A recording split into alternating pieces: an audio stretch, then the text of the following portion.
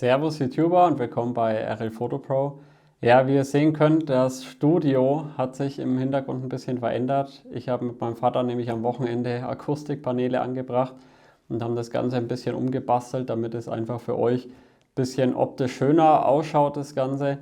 Ist noch nicht komplett final, aber ich habe mir gedacht, ich werde es euch jetzt mal nicht vorenthalten und auch endlich mal nach 6 Wochen mein Fazit zum Samsung Galaxy S25 Ultra mit euch teilen. Ich habe es tatsächlich aktiv genutzt die ganze Zeit, bis auf einen kurzen Break mit dem Xiaomi 15 Ultra, was dann kam.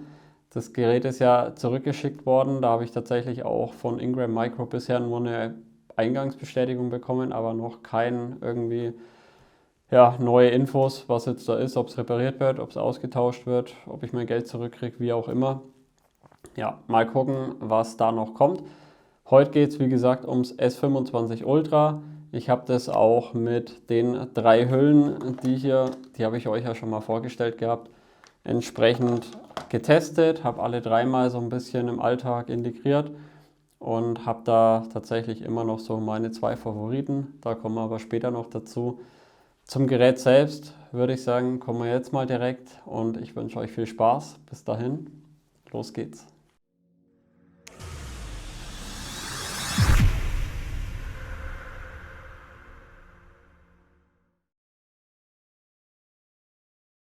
Ja, und damit kommen wir zu meinem 6 Wochen Fazit vom S25 Ultra. Ich habe es in der Farbe Titanium Jet Black bestellt gehabt. Ich finde die Farbe an sich sehr cool. Auch der Rahmen ist da dunkel, also es ist jetzt natürlich keine super Special Farbe, da ist jetzt kein Farbpep oder irgendwas drin. Aber ich muss sagen, ich bin eher der Fan eigentlich vom klassischen Design. Mit Ausnahme vom Xiaomi 15 Ultra, jetzt wäre mir fast der Name nicht eingefallen. Da fand ich eigentlich diesen Dual Tone Colorway ziemlich cool mit diesem Silber oben und dem schwarzen unten. Hat mir auf jeden Fall sehr gut gefallen, ist mal was Neues und macht auf jeden Fall ordentlich was her. Ich habe mir auf meinem iPad mal ein bisschen so zusammengeschrieben, was mir so die letzten 6 Wochen positiv, so neutral und auch negativ aufgefallen ist. Ihr habt unten, wie gewohnt natürlich, die entsprechenden Register, wo ihr durchswipen könnt, wenn euch nur ein bestimmter Teil davon interessiert. Ansonsten ist auch der Plan, dass ihr beim Fazit am Ende mit dem S25 Ultra Bildmaterial bekommt. Das heißt, ich werde meine Sony Alpha tauschen mit dem S25 Ultra und werde am Ende das Fazit damit drehen. Fangen wir an mit Hardware und der Verarbeitung von dem Gerät. Also da makelt es wirklich an keiner Stelle, würde ich jetzt mal sagen. Also das hat wirklich eine super gute Verarbeitung. Es ist alles schön geschmeidig. Der Rahmen fühlt sich super wertig an. Und auch an sich die Rückseite ist ein schönes mattes Finish. Gefällt mir auf jeden Fall extrem gut. Ich mag ja diese Hochglanzoberflächen immer nicht so. Die Kameras, ja, die einen sagen natürlich, ja, ist schön, dass die halt noch so integriert sind und nicht so ein riesen Kamerabump ist, wie zum Beispiel eben beim Xiaomi 15 Ultra, dieses riesen Modul hinten dran. Nichtsdestotrotz sind die Sensoren hier auch ganz andere, dazu aber ja später noch. Ansonsten muss man sagen, vorne, ihr seht es ja schon, ist eigentlich nur Display. Also ihr seht da nichts anderes als Display. Einen ganz dünnen Rahmen sieht man noch. Aber es ist wirklich Wahnsinn mittlerweile, was da rauszuholen ist. Man kann halt einfach fast die ganze Fläche nutzen, finde ich richtig cool. Das Display Glas ist ja wieder Corning Gorilla Glas mit so einer Spezialschutzschicht, die im Endeffekt Reflexionen vermeiden soll. Ich muss sagen, das funktioniert auch super gut.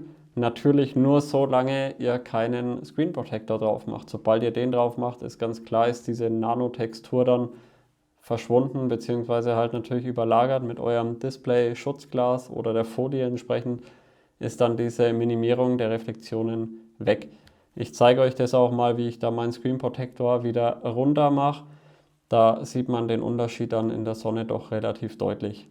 Die Displaygröße, das ist natürlich schon ein bekanntes Thema, ist von 6,8 auf 6,9 Zoll angewachsen. Das heißt, fast 7 Zoll habt ihr da jetzt da vorne schon. Also wirklich brachial. Was man aber auch gleich dazu sagen muss, es ist beim Display ein ultraschallbasierender Fingerabdrucksensor verbaut, also der Scanner. Wenn ihr so ein Display-Schutzglas nutzt, dann müsst ihr auf jeden Fall nochmal den Fingerabdruck mehrfach registrieren. Das heißt, der alte kann eventuell nicht mehr richtig gut funktionieren. Und auch da ist es meiner Meinung nach eher immer nicht ganz so treffsicher.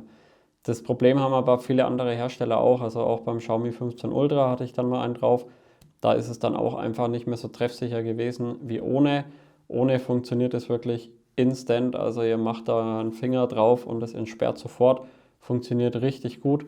Für den Protector kann natürlich Samsung entsprechend nichts, aber ich will euch damit nur sagen, schaut, dass ihr einen relativ dünnen Protector bekommt. Je dünner, umso besser, habe ich so das Gefühl gehabt.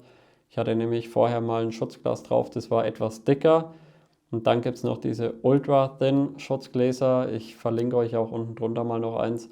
Und da war ich zumindest besser bedient damit. Zum Display selbst muss man sagen, die Peak-Helligkeit, also die Spitzenhelligkeit, die kurzfristig erreicht werden kann bei strahlender Sonne, ist tatsächlich nicht mehr, würde ich sagen, jetzt Flaggschiff-Niveau. Also natürlich ist das auch wieder eine persönliche Präferenz.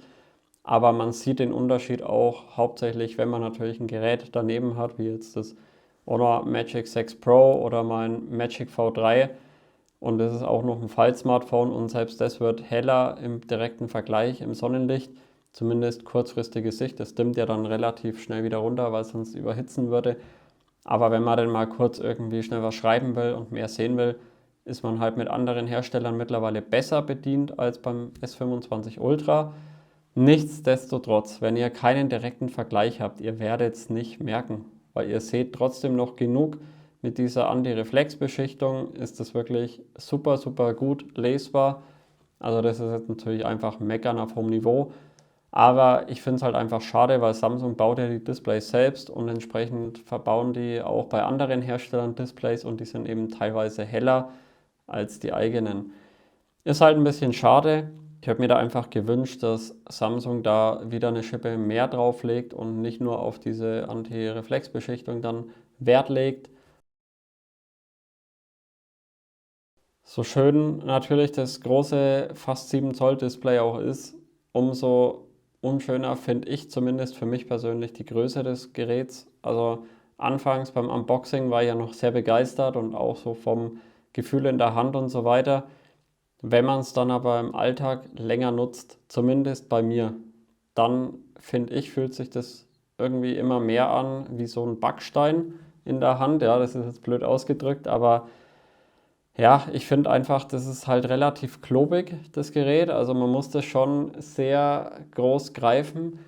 Und wenn ihr dann natürlich noch eine Hülle, wie, was weiß ich, so eine Spiegenhülle, die einfach ein bisschen besser gegen Stöße und Stürze ist, die sind ja oft ein bisschen dicker, die Hüllen, drauf macht, dann ist das wirklich ein riesen Klopper. Also ich war echt fast ein bisschen geschockt, weil ich habe früher auch immer die Samsung Galaxy Note Serie und auch die S21, S22 Ultra Serie genutzt, bevor ich dann wieder auf die Foldables umgestiegen bin. Und da hat mich das eigentlich nie so richtig gestört, aber wenn man da mal auf so einem Honor Magic V3 zum Beispiel war, was ich jetzt so als Haupthandy im Alltag normalerweise verwende, dann ist das wirklich ein Klopper. Also ich kann es euch mal kurz daneben hinhalten, damit ihr mal einen Eindruck bekommt. Und da ist jetzt noch eine Hülle mit dran. Also das Ding ist ordentlich größer und auch breiter. Also es ist auf jeden Fall eine Schippe mehr. Man muss es mögen. Ich finde es natürlich cool, wenn man so viel auf dem Display sieht. Das ist natürlich um einiges wert, aber ich falte halt einfach gern mein V3 auf. Ist aber auch Präferenz, weil die Dinger sind halt einfach anfällig. Hier hat man halt ein Corning Gorilla Glas drauf und gut ist er. Also es ist halt einfach deutlich weniger anfällig als ein faltbares Display, ganz klar. Hüllen fürs S25 Ultra hatte ich euch ja auch schon vorgestellt. Ich verlinke euch auch gern oben mal noch das Video. Schaut da gerne mal rein. Es waren 3 Aramid-Hüllen. Na, ich muss ehrlich sagen, ich nutze mittlerweile fast nur noch die hier, diese ultraleichte Pita-K-Hülle. Da scheiden sich natürlich auch die Geister. Ich meine, das ist nur reines Aramid, also Carbon und ist hauchdünn, ist natürlich dann nicht so super geschützt gegen Stürze, wie jetzt zum Beispiel so eine Spigen Enso Hülle hier oder eben auch die hier von Nilkin, ja, die hier dann noch so einen tollen Kickstand hat, wo man das Ganze aufstellen kann. Das finde ich eigentlich auch ganz cool. Die nutze ich tatsächlich immer, wenn ich irgendwie draußen arbeite oder irgendwas mache, wo ich sage, okay, da könnte es mir aus der Hosentasche rutschen oder mal blöd runterfallen, weil es draußen am Tisch liegt beim Arbeiten und ich schiebe da irgendwie was drauf. Dann definitiv was besser geschützt ist. Ansonsten ist es halt die Hülle bei mir. Ist auf jeden Fall, finde ich, eine coole Geschichte, die Hüllen. Die sind aber auch leider nicht die günstigsten. Da gibt es natürlich auch günstigere. Die Affiliate-Links packe ich euch trotzdem nochmal unten mit in die Videobeschreibung. Dann kommen wir noch zu den Lautsprechern beim S25 Ultra.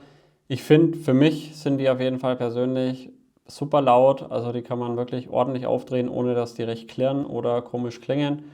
Ich zeige euch das mal bei einem meiner Videos kurz.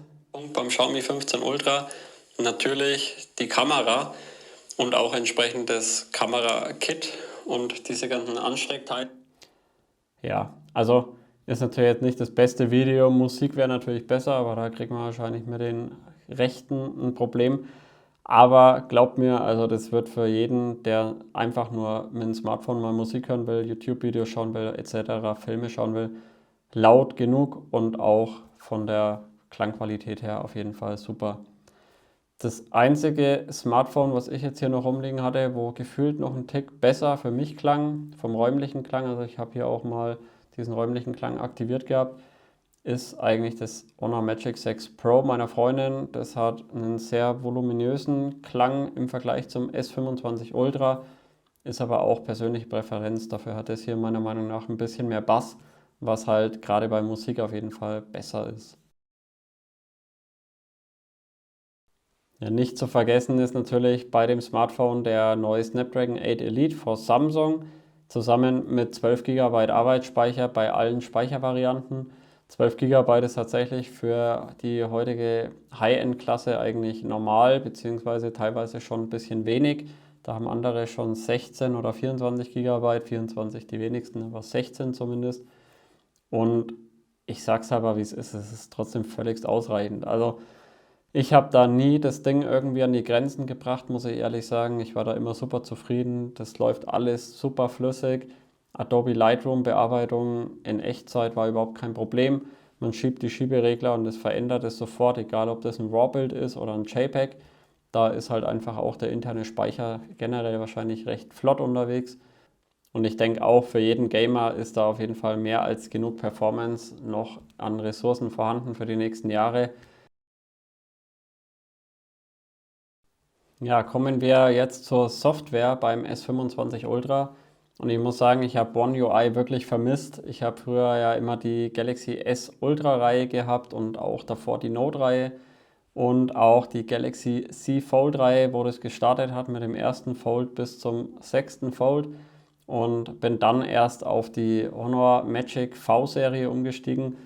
Und da habe ich wirklich einiges vermisst und auch beim OnePlus Open habe ich sehr viel vermisst, was die Samsung-Software einfach betrifft. Das System an sich ist ja sowieso super flüssig, da läuft alles prima, so wie es eben laufen soll. Ihr habt halt super viele Einstellungsmöglichkeiten bei One UI schon in der Basis und dann eben noch das Thema GoodLock. Das ist eine Softwareerweiterung, die ihr eben in dem Galaxy Store bekommt. Und da könnt ihr noch so viele andere Dinge dann einstellen, auch was Samsung DeX betrifft, dass ihr da 4K habt und so weiter und so weiter. Ich werde da auch noch ein separates Video dazu machen, was ihr da so für Möglichkeiten habt. Und ja, Samsung hat natürlich 7 Jahre System- und Sicherheitsupdates dann versprochen. Mittlerweile tatsächlich auch Honor mit dem Magic 7 Pro, nur mal so am Rande angeschnitten. Aber ich finde es einfach super, dass das mittlerweile so eine lange Garantie ist. Wie lange die Akkus da halten oder wie oft man die bis dahin tauschen muss, sei mal dahingestellt. Aber trotzdem, sage ich mal, selbst wenn man das Ding nach 2, 3 Jahren verkauft, hat halt der Käufer, der das dann günstig erwirbt in dem Zeitraum, wo das ja immer noch ein gutes Smartphone ist, einfach immer noch 3, 4 Jahre Update, Support und ist dann nicht gleich ja, quasi geparkt mit dem System, wo es dann kommt beim Kauf. Ich finde es einfach super, dass da softwareseitig mehr gemacht wird. Auch wenn natürlich, je älter die Smartphones werden, die Updates einfach später kommen und Samsung beim letzten One UI Update von Android 15 da auch nicht unbedingt die schnellsten waren oder sind. Da läuft ja immer noch bei vielen Samsung Smartphones die Update-Serie. Aber ja, eine Sache, die ich tatsächlich vermisst habe bei der Software, und das ist auch bei den Honor-Geräten immer noch so, auch wenn die das so in, ich sag mal, abgespeckter Version haben, ist das Side-Panel. Ich zeige euch das mal, da habt ihr bei Samsung einfach deutlich mehr Optionen. Ihr habt eine Zwischenablage, die gibt es bei Honor auch, aber das ist einfach nicht so toll und so flüssig, finde ich, gelöst wie bei Samsung.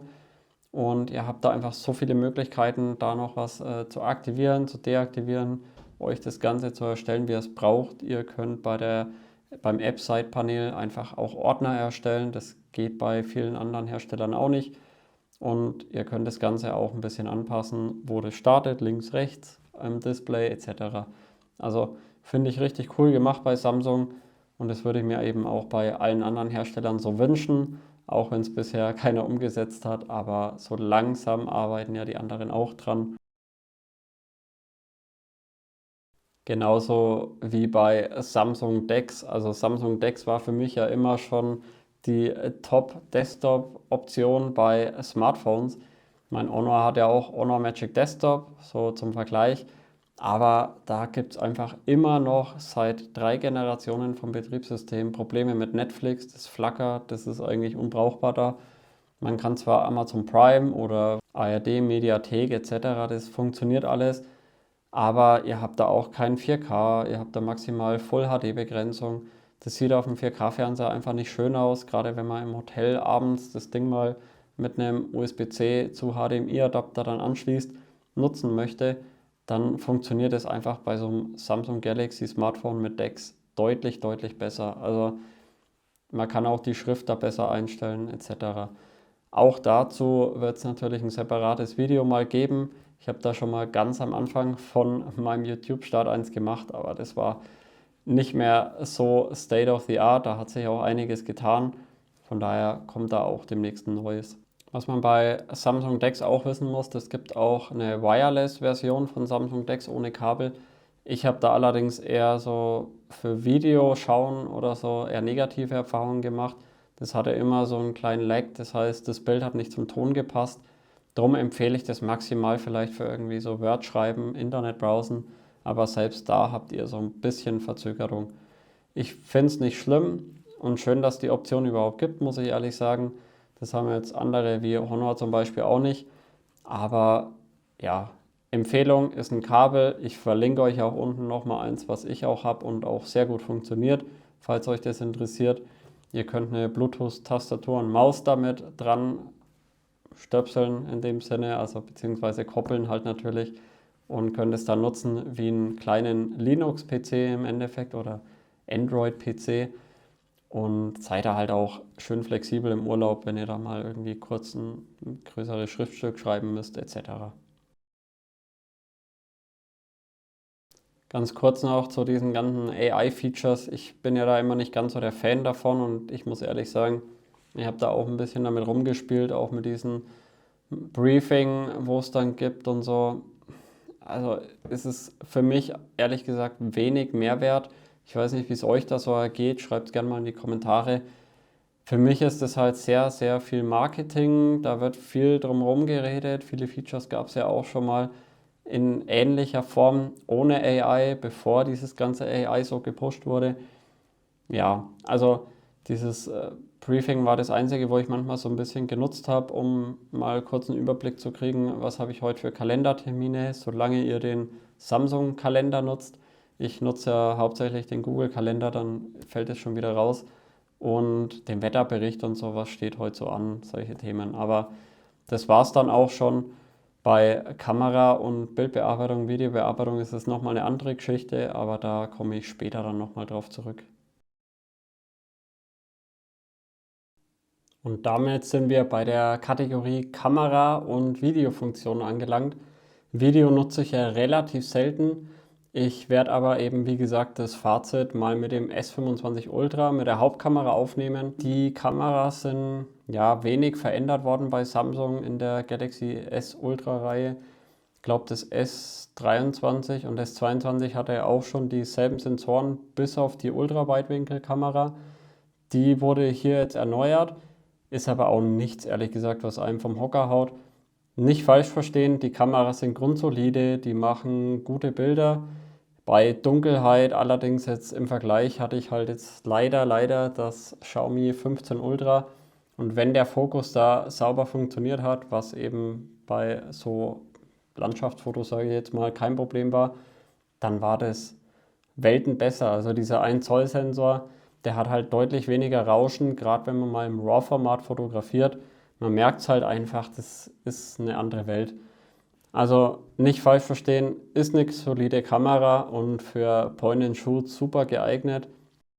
Und ich muss ehrlich sagen, das Gesamtpaket mit 4 Kameras ist ja sowieso schon sehr cool, weil man hat einfach mehr Möglichkeiten. Du hast eine 0,6-fach Kamera für Ultraweit, was weiß ich, Landschaft oder Gebäude, wie auch immer zum Fotografieren, wenn man die Verzerrung vertragen kann. Dann eben die einfach Hauptkamera, die grundsolide ist und auch gute Bilder bei Tag und Nacht macht, so für die allgemeine Point-and-Shoot, wie gesagt.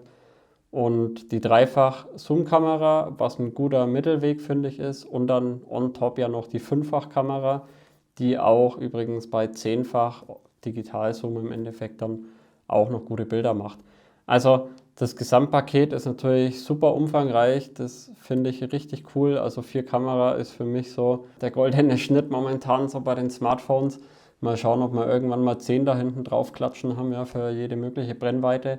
Aber Ziel ist es ja, denke ich mal, von den Herstellern, dass irgendwann mal Kameras rauskommen, die vielleicht auch einen optischen Zoom haben, wie es teilweise Sony schon verbaut. Die sind aber ja von den Tests her eher so mau. Ich denke, das liegt auch viel an der Software. Ich habe selber jetzt noch kein Sony gehabt. Wenn ihr da schon mal Erfahrungen hattet, schreibt es gerne in die Kommentare. Würde mich echt interessieren, wie die so sind. Vielleicht werde ich da auch mal, wenn das 6er rauskommt, das Ganze mal testen. Interessiert mich einfach mit diesem Zoom, wie das Ganze dann funktioniert und wie die Bildqualität. Hätte natürlich dann im Umkehrschluss auch den Vorteil, dass man ja nur einen Sensor braucht. Da kann man dann vielleicht auch einen größeren Sensor reinhauen, so ein Viertel Zoll Sensor oder sowas und eben dann mehrere Brennweiten abdeckt mit diesem optischen Zoom. Was für mich aber ein sehr cooles Feature ist, muss ich ehrlich sagen, ist, dass man bei jeder Brennweite, die hier verbaut ist, auch im Pro-Modus RAW nutzen kann. Ist tatsächlich nicht so üblich, also auch bei meinem Magic V3 kann ich nur in der Hauptkamera im Einfach sozusagen den RAW-Format Standard quasi nutzen und kann dann halt noch mehr rausholen, wenn ich jetzt mal irgendwie spezielle Bilder mache, wo ich jetzt keine Kamera dabei habe und sage, Mensch, da möchte ich einfach noch ein bisschen mehr rausholen, schöner Sonnenuntergang etc., dann nutze ich das ganz gern mal im Pro-Modus oder eben auch bei nachts, wenn ich da die Sterne fotografieren will oder so. Dann hat man da einfach mehr Möglichkeiten, auch im Lightroom oder Photoshop dann auch am PC nochmal mehr rauszuholen oder eben über Samsung DeX. Funktioniert übrigens auch gut mit Lightroom. Und ja, finde ich eine coole Geschichte, dass Samsung das einfach bei jedem Objektiv dann freigibt. Zur Frontkamera sei noch gesagt, die ist auch in dem Fall wirklich grundsolide. Ich habe die nur mal für euch getestet. Ich nutze die ja meistens relativ selten und muss ehrlich gesagt sagen, ansonsten fällt mir da wenig Negatives auf, außer im Porträtmodus, wenn der Hintergrund eben digital unscharf gestellt wird. Dann sind auch hier und da mal Kanten ein bisschen schlecht geschnitten, sage ich mal, von der Software oder natürlich einzelne Härchen, die dann erst scharf sind und dann ab der Hälfte plötzlich unscharf. Man sieht es dann noch so leicht. Das sind halt so kleine, penible Themen, wo die Software einfach dieses Haar zum Beispiel nicht mehr erkennt. Das sieht man auch im Originalbild nicht. Das ist natürlich nur, wenn man da 100 und 200% ranzoomt, was normalerweise kein Mensch macht. Also das ist wirklich kleinlich, aber für euch wäre es auf jeden Fall sinnvoll, das Ganze mal zu erwähnen, habe ich mir gedacht. Ja, da fehlt einfach die optische Blende, die ja bei diesen Frontkameras eh nie vorhanden sind, aber bei der Hauptkamera wäre es für mich immer noch nach wie vor ein Riesenwunsch, dass das wieder kommt. Samsung hat es ja schon mal gehabt, vor etlichen Jahren, beim S8 oder 9, ich habe es mal erwähnt gehabt in einem Video. Und auch andere Hersteller hatten das, auch Xiaomi hatte das beim 14 Ultra und beim 15 Ultra wieder entfernt. Ich finde es ehrlich gesagt schade und verstehe es auch nicht, wie man bei einem Ultra-Smartphone, wo das schon hatte, das Ganze wieder entfernt. Aber so ist es leider. Ich bin da halt der Fan davon, weil ich dann zwischen Bokeh und Tiefenschärfe wählen kann. Finde ich halt einfach schöner, auch bei einem Smartphone eben, weil man es halt immer dabei hat. Einen persönlichen Wunsch hätte ich auch noch und es betrifft tatsächlich die Makrofunktion. Die ist auch hier wieder im Ultraweitwinkel verbaut. Ich bin halt einfach der Fan von der Fotografie her kommend, fotografiert man halt nie mit einem zum Beispiel 14 mm makromäßig irgendeine Blume, sondern halt meistens mit einem 105 mm oder sowas in der Art, 90 mm. Das sind so die Makroobjektive, also so, ich sag mal, das 3- oder 5-fach Zoom wäre jetzt hier prädestiniert, wahrscheinlich eher das Dreifach. Finde ich halt einfach cool, man muss nicht so nah an das Objekt ran, gerade wenn man irgendwie, was weiß ich, eine Biene, eine Fliege oder sonst irgendwas, einen Käfer, eine Spinne fotografieren will. Das sind halt so Themen, wo dieses Ultra-Makro dann, finde ich, nicht so gut ist in der Szene. Gerade bei Bienen, die fliegen natürlich dann weg, weil man so nah rangeht. Da hat man einfach mit einem Dreifach mehr Glück. So war es auch beim Xiaomi 14 Ultra und 15 Ultra. Das ist dann in der 4,3-fach verbaut, nur so als Gegenbeispiel. Und da kann man einfach von weiter Distanz schöne Makroaufnahmen machen und die Qualität ist halt dann auch noch entsprechend gut mit viel Licht, weil man halt auch nicht so nah am Objekt dran ist. Für die, die auch noch professioneller mit dem Smartphone fotografieren, wäre noch interessant zu erwähnen, dass hier sowohl im Video Pro-Modus und auch im Expert RAW-Modus, das sind nochmal zwei Modi, die es da gibt bei Samsung, beim S25 Ultra bei beiden auch noch Log für Video und natürlich das vollwertige RAW bei Expert RAW nutzen könnt. Entsprechend habt ihr halt da bei beiden sozusagen viele Color Grading Möglichkeiten bei Video und eben bei Fotos die optimalen Voraussetzungen, um das meiste aus eurem Bild in Lightroom und Photoshop rauszuholen. Ich habe mit Log-Videos bisher noch nicht so probiert. Ich bin nicht so der Color Grader, muss ich ehrlich sagen. Und bei Fotos habe ich es mal probiert mit dem Nachtsternenhimmel und das finde ich ist wirklich gut geworden und natürlich entsprechend auch noch super bearbeitbar gewesen in Lightroom dann. Apropos Lightroom, wir haben ja auch ein paar Tools dabei hier, wie immer den Magic Eraser von Samsung und auch den Audio Radierer. Ich weiß nicht, warum sie das nicht Audio Eraser dann noch genannt haben. Aber ich muss ehrlich sagen, der hat mich schon ein bisschen weggehauen. Also ich habe da mal ein Testbeispielvideo, wo man so ein bisschen Rauschen im Hintergrund hört und auch andere Geräusche halt so vom Gehen von mir und so weiter. Und der hat es wirklich super, super rausfiltern können. Also da war ich echt begeistert. Man hört dann eigentlich nur noch das, was ich dann erzähle und der Rest wird komplett gefiltert. Also es ist wirklich erstaunlich, was da mittlerweile am Smartphone möglich ist.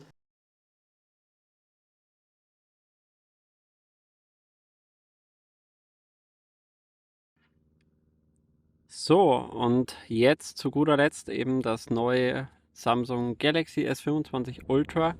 Auch hier wieder 30 FPS, 4K und HDR10 ist jetzt hier mit aktiv. Ich mache dann auch mal noch kurz eins ohne HDR10.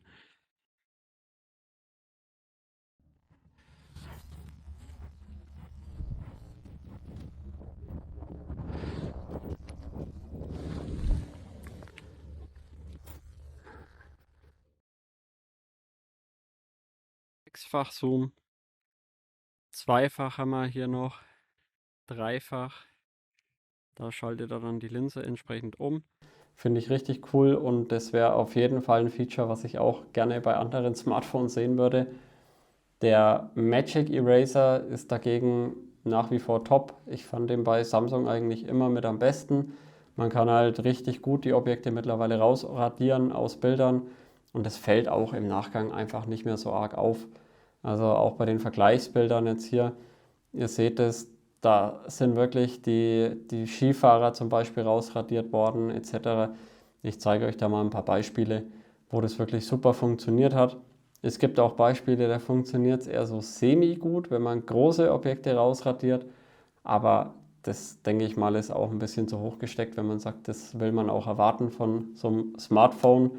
Aber die Technik wird ja von Mal zu Mal besser. Entsprechend wird es auch mit Updates sicherlich nochmal verbessert. Und ja, wirklich, wirklich gut gemacht, Samsung. Hut ab.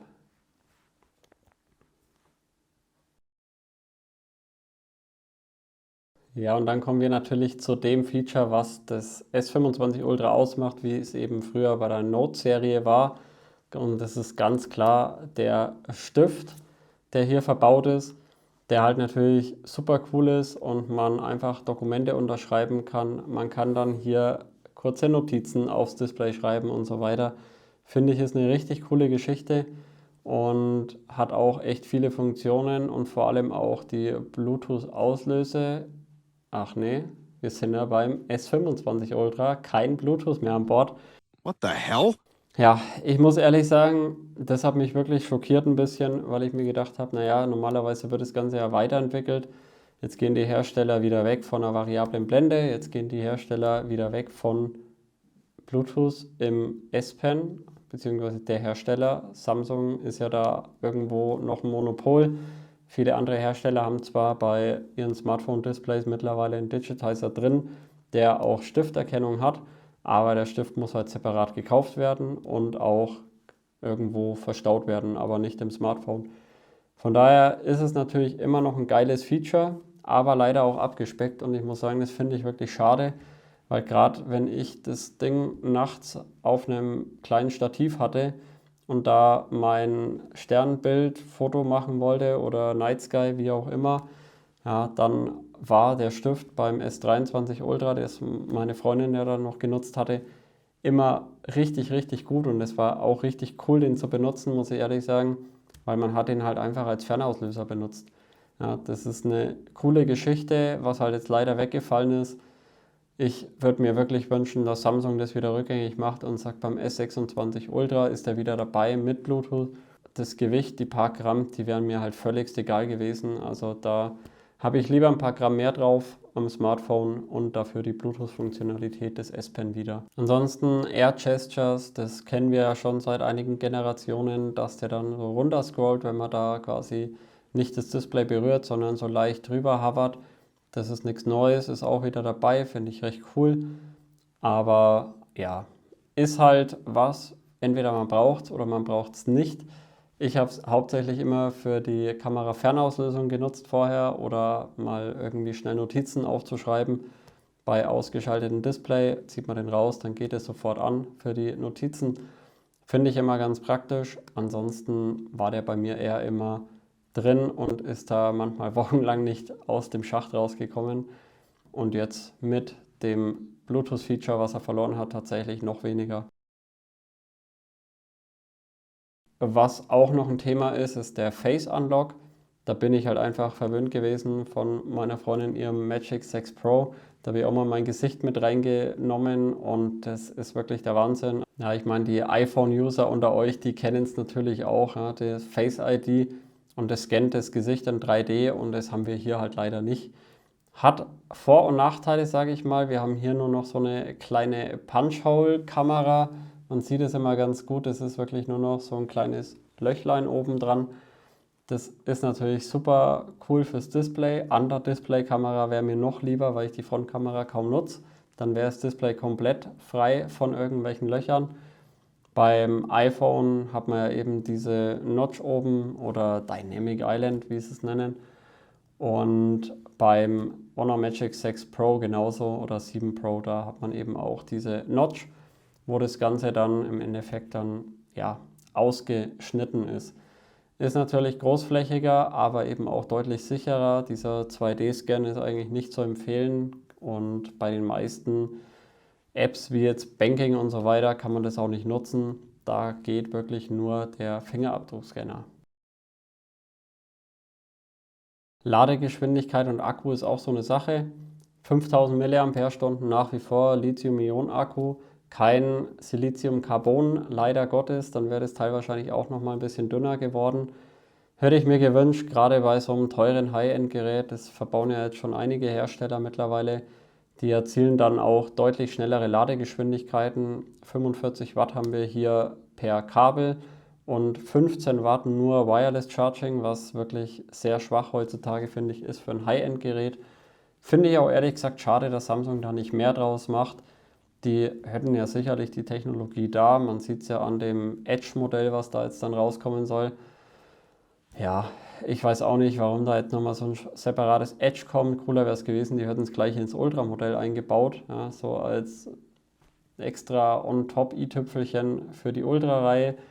Jetzt gibt es halt ein Edge. Edge war früher mal eigentlich das mit den abgerundeten Ecken, aber sei es drum. Ja, die Philosophie verstehe ich jetzt halt leider nicht so ganz. Es ist jetzt kein Riesendrama für mich. Also ich finde es natürlich cool, wenn ich irgendwie mein Handy vergessen habe zu laden oder es kam mir mal vor, dass ich es beim Ladepad, ich lade ja nachts meistens wireless, das nicht richtig draufgestellt habe, dann hat es nicht geladen über Nacht und ich musste in der Früh in die Arbeit und dann habe ich halt das natürlich mit dem Kabel angeschlossen in der Hoffnung, das pumpt dann auch einiges rein, mit dem Originallader dann entsprechend natürlich. Und da ist halt einfach so ein Honor Magic 6 Pro oder eben Magic V3 mit 66 Watt nochmal schneller, beziehungsweise das Magic 6 Pro mit 80 Watt. Das merkt man einfach den Unterschied. Da ist in einer halben Stunde fast der Akku voll, wenn da noch 15-20% vielleicht drin waren. Und hier brauche ich halt so ungefähr, wenn es komplett leer war, waren es so 1 Stunde 10, 1 Stunde 12, bis es voll ist, ausgeschalten. Also nicht eingeschalten, sondern wirklich abgeschalten. Das war der Akku wirklich komplett leer, wo es runterfährt. 1 Stunde 12 waren es am Ende. Es ist nicht dramatisch, ich will da auch nicht lang drauf rumreiten. Es ist halt einfach nur, sage ich mal, für ein High-End-Gerät oder für ein Flaggschiff-Smartphone der heutigen Zeit finde ich zu wenig. Nichtsdestotrotz muss man dazu sagen, ich bin da locker durch den Tag gekommen und das bei dem super schönen 6,9 Zoll Display. Da kann man wirklich nichts sagen und ich habe das auch viel benutzt, habe eigentlich alles damit gemacht, E-Mails geschrieben, WhatsApp, YouTube-Videos geschaut, Netflix geguckt und so weiter. Also da hatte ich abends dann auch noch so 15-20% immer übrig. Das heißt, selbst bei intensiver Nutzung ist das überhaupt kein Problem. Ja, wie fällt mein Fazit zum S25 Ultra aus?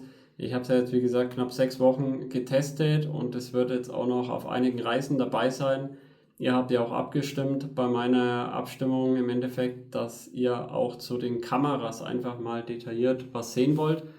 Das wird auch demnächst passieren, muss ich allerdings einiges noch vorbereiten und auch wirklich jede Kameraoption mal ein bisschen durchgehen, ein paar Testbilder und Videos dazu machen. Da werdet ihr auf jeden Fall was sehen. Die zweite Abstimmung war Samsung DeX. Da werde ich auf jeden Fall zeitnah was drüber machen für euch, dass ihr da mal seht, was hat sich getan, was habt ihr da für Möglichkeiten, wie schaut da Word aus, wie schaut Adobe Lightroom aus, etc. Sind natürlich mobile Apps, aber nichtsdestotrotz wirklich interessant und vor allem, was ich halt dafür nutze, Netflix, Amazon Prime, YouTube und so weiter. Ja, ansonsten würde ich sagen, das S25 Ultra ist meiner Meinung nach dennoch, auch wenn es wenig Weiterentwicklung, zumindest hardwareseitig war, ein sehr gelungenes Gerät. In mir ist es im Alltag fast ein bisschen zu groß, aber wie gesagt, das ist persönliche Präferenz, das sieht vielleicht auch jeder wieder anders. Viele mögen ja auch so große Smartphones. Ich bin da eher so bei meinem Honor Magic V3. Ansonsten wirklich super verarbeitet, die Kameras sind grundsolide, sind jetzt nicht die High-Class-Kameras in der heutigen Zeit, aber die Software macht da auch einiges gut. Gerade in Bearbeitungsmodus beziehungsweise dieser Magic Eraser, wenn da störende Personen auf dem Bild sind oder eben auch dieser Audioradierer, wirklich richtig cool für Videos und dem Ton im Video in dem Fall. Und ja, ansonsten kann man eigentlich ein wenig Negatives zum Gerät sagen. Ich bin gespannt, wie da die Updates sind. 7 Jahre sind ja eben garantiert worden. Von daher sollte das auf jeden Fall lang genug sein. Zu den Preisen muss man natürlich sagen, die sind bei Samsung typisch schnell sinkend. Da gibt es auch oft ein paar gute Angebote bei eBay Kleinanzeigen oder beziehungsweise nur noch Kleinanzeigen, ja. Und da kann man auf jeden Fall, würde ich sagen, getrost zugreifen. Viele verkaufen ja ihre Smartphones da auch zu günstigeren Preisen wie jetzt zum Beispiel online, wenn das beim Vertrag dabei war etc. Dann auf jeden Fall vorbeifahren, holt euch das ab, mit der Rechnung auf jeden Fall, beziehungsweise in der Kopie. Und dann habt ihr auch ein nagelneues S25 Ultra zu einem, denke ich mal, besseren Kurs. Ansonsten werden ja Samsung-typisch die Preise auch schneller sinken, jetzt zum Beispiel bei einem Apple-Gerät. Und da könnt ihr auf jeden Fall zugreifen. Würde ich upgraden, wenn ich ein S23 Ultra oder S24 Ultra hätte? Ich denke nicht. Also ich glaube, da würde mich einfach das mit dem Stift so stark stören, dass da kein Bluetooth mehr verbaut ist. Und auch so, der Fortschritt ist eher marginal. Vieles wird ja mit der Software dann auch nachgerüstet, sage ich jetzt mal. Und das wäre es mir einfach nicht wert, da ein neues Gerät zu investieren. Außer es gibt vielleicht mal ein richtig geiles Trade-in-Angebot von Samsung. Das haben die ja manchmal im Online-Shop. Wenn ihr dann noch Corporate Benefits oder irgendwas habt, dann ist vielleicht der Kurs nicht so verkehrt. Aber lohnenswert ist es meiner Meinung nach zumindest nicht. Ja, ansonsten würde ich sagen, war es das für diesmal. Wenn ihr für den Kameratest spezielle Parts sehen wollt oder spezielle Sachen erklärt haben wollt, dann schreibt es gerne in die Kommentare. Vergesst nicht, ein Abo dazulassen und die Glocke zu aktivieren. Dann werdet ihr auch immer gleich benachrichtigt, wenn es was Neues von mir gibt. Lasst auf jeden Fall ein Like da, wenn es euch gefallen hat. Ich freue mich aufs nächste Mal mit euch. Ciao.